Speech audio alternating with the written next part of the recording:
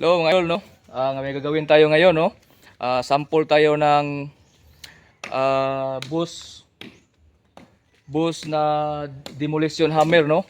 Ang kuan ito, ang unit na to is bus GSH 11E. Heavy duty. Ito mga idol, meron itong variable speed hanggang 6 inches. 6 inches.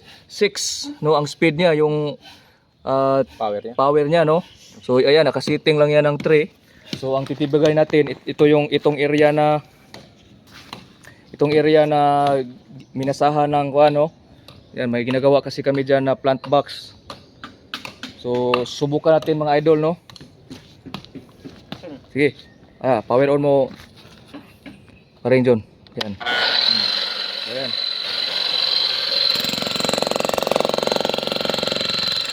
Ayan o mga idol.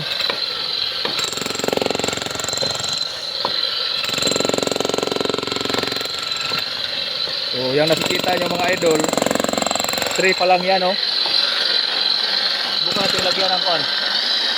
Okay. Okay.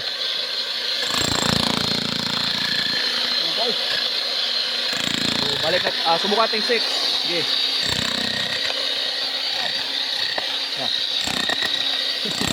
Balik, tray na lang, tray. So, yan mga idol, no?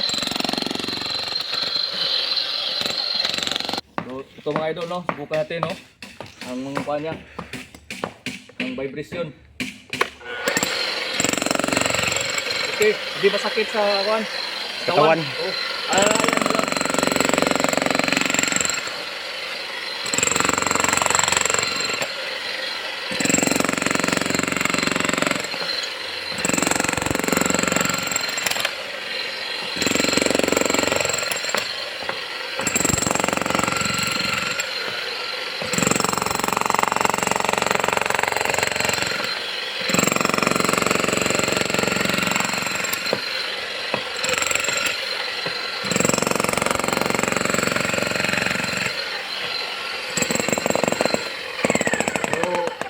Overall review ko dito sa boss GSH 11E mga idol.